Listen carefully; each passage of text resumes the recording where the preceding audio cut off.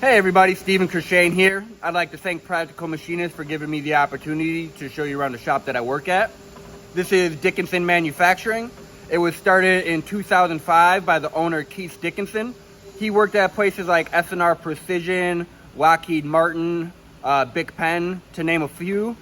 We're a prototype shop. We do low quantity runs, a little bit of reverse engineering. We have a few production jobs that come through the place, but that's a very small fraction of what we actually do.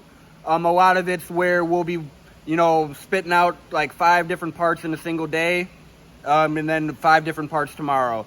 One of the things that we excel at is quick turnaround and being able to get the parts to customers very quickly, where especially in these times, that's a very in high demand thing going on right now with all the supply chain issues. So we're very happy to be able to fulfill that role for a lot of these companies. A lot of these companies are actually coming to us too, saying where their old supplier might not have been able to hit the time that they wanted. So that's where we end up getting a lot of our work. So that's kind of nice. So when the owner started the place, he started off with 1 Haas lathe, 1 Haas mill, and we've increased capacity since to 5 Haas mills and 2 Haas lathes. So pretty much an all Haas shop. I got no complaints with the machines. We've always been making high precision parts with them, and they've done a great job at it. So the 2 newest ones would be the ones behind me, the 2 VF4 Super Speeds. Added those probably 3 or 4 years ago. But yeah, it was a great add-on. Did a little bit of more X travel with those than what we had earlier before them. So the 5 machines we got, and I'll go around and show them later, but it would be a TL1, an ST10, a VF3, a VF2, a VF3 Super Speed, and then the 2 VF4 Super Speeds that I was just talking about. As for employees right now here, we have 6 employees. That's varied over the years based on the level of work we have and people coming and going. I think the owner just started the company with 1 other guy. He hired his nephew early on, who later became the general manager. The majority of people that have worked at the shop, it's all been through pretty much a contact that they have working here, like a friend gets hired on. There's been a lot of friends that get hired. And kind of branching off of how people got hired on here, most of the people that were hired on here actually got hired on with no experience, me included. I actually knew nothing about machining before I walked in the door here. One of my friends was the office manager doing like payroll, human resource, that type of work. And then he just told me, I have a job for you, just, see how it works. And then I'd say probably about a couple weeks in, once I seen what was going on in here, I seen that I had like a future for a career, and I really started to focus on it. And this place was a great environment to learn the trade.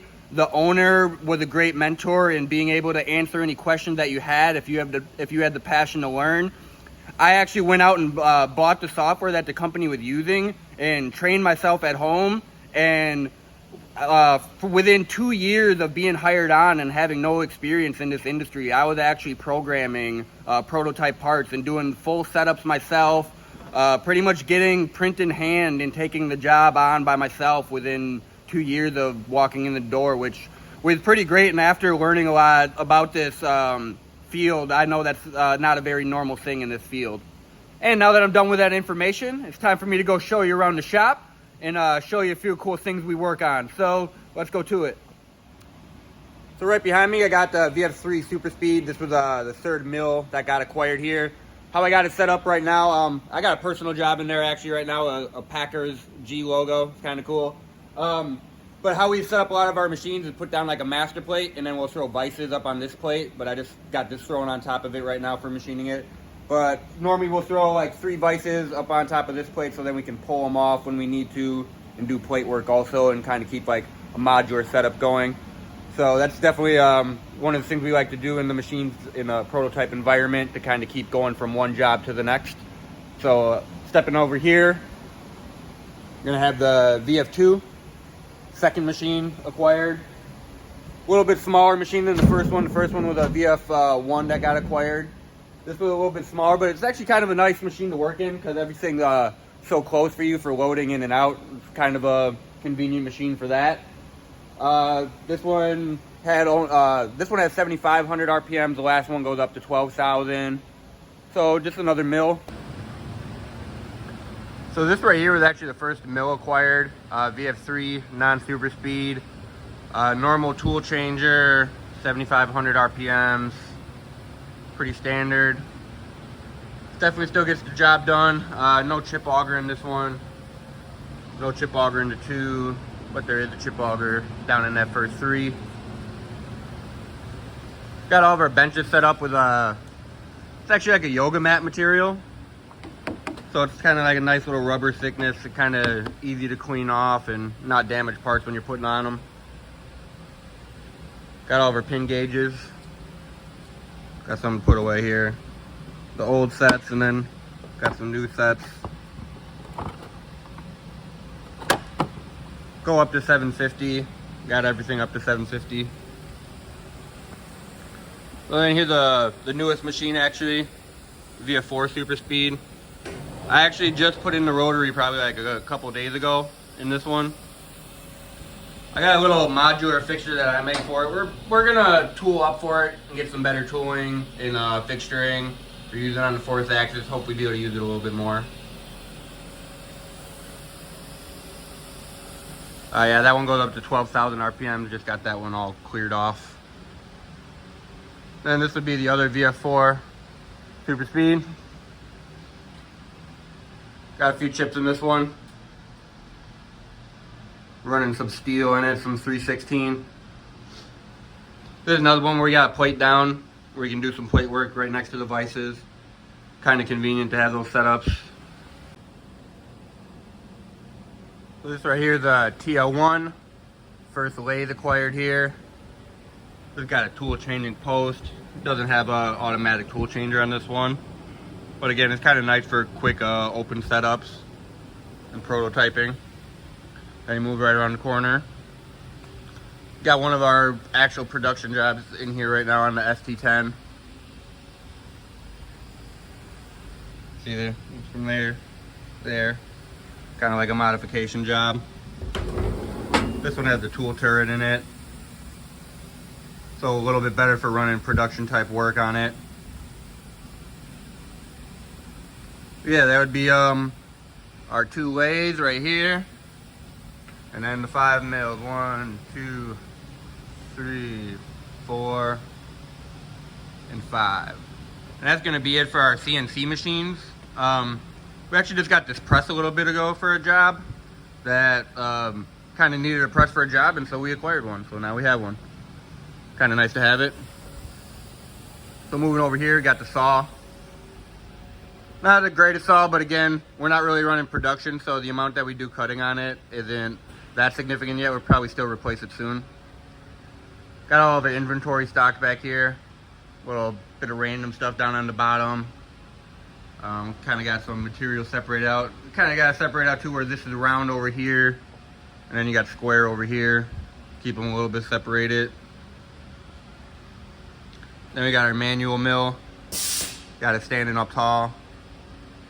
We do a few jobs where we need the extra reach, and that's why we raise the height on it.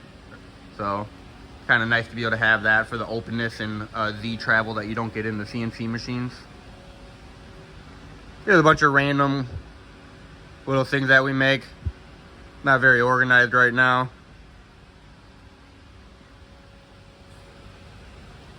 Just to give some example of some of the aluminum stuff. A few more intricate parts.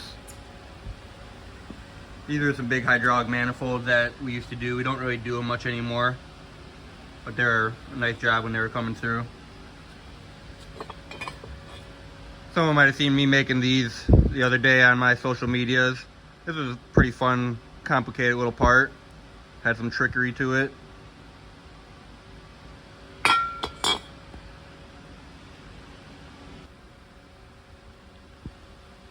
So kind of just some more cool stuff we work on.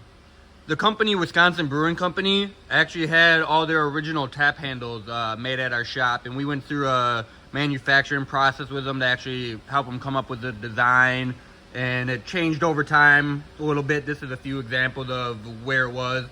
These actually, Wisconsin things were on the top here for a while. So it's kind of a cool little design. These here, they had a tapped hole in the bottom, and those little screw holes there lined up with this guy right here, kind of into an assembly, if I can get it to focus. Then yeah, those kind of stood up on there, and they kind of went on the front there. Some other cool little thing that I do is I can take like Google Images and kind of turn it, if I can get it to focus again, get it to kind of turn into like little 3D art. So that's taking an image and it's turning it into a 3D model and then running like a pointer tool path over it. It's kind of cool to be able to just make cool different artwork out of metal.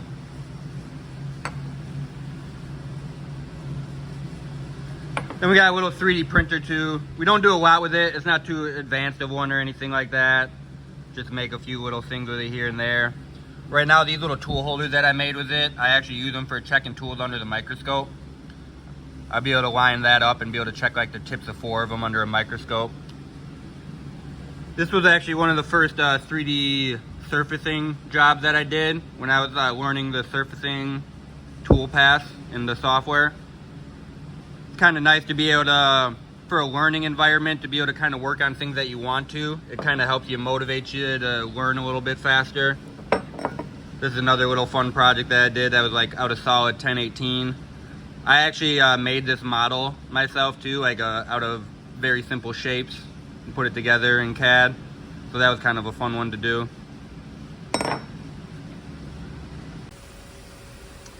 So a typical rundown of how things come through the shop. The manager will normally quote the work and order the material. Then the material will come in through one of 2 doors, either that front door there or this back door here. And then material will normally get staged up right here. Each machinist is pretty much fully independent, so we will start with a print. Look at the print, determine the dimensions, or open the model and associate the model and kind of figure out the overall dimensions of our part and whether or not the stock needs to be cut up, and that'll be one of the first things we do. And then we'll determine what machine we're going to be using based on the setup that we're doing. A lot of times we'll be jumping from machine to machine based on the type of job that we're doing and how the machines are set up to be as efficient as possible. So once we get our stock staged at our machine and determine the machine we're going to be using, we'll go over to our workstation, fully look at the part, determine all the tools that we're going to be using. Also, then our tooling is back here. We'll go get our soft jaws and everything staged back here too. We'll get all of our tools set up. Got all that pretty efficiently organized back here. Got a little staging area for setting the tools. So once the tools are all set and the stock's at the machine, we'll finish getting our programming done. Everything will be at the machine.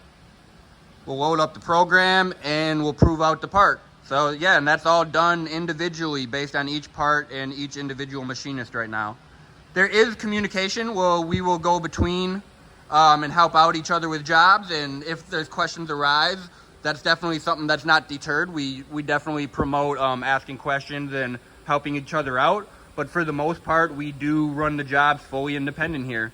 So it's a great learning environment, and it's actually a pretty nice experience because it's kind of fun knowing that you get to start with that raw piece of material, and the majority of all the work that got done on it is done by you as an individual. So at the end of the day, you get to be pretty proud of the work that you got done, and that's always nice. So I'd once again like to thank Practical Machinists for giving me the opportunity to show you guys around the shop. You can follow me at CNC SAMURAI on social media. Hope you guys enjoyed the tour. Until next time, see you later.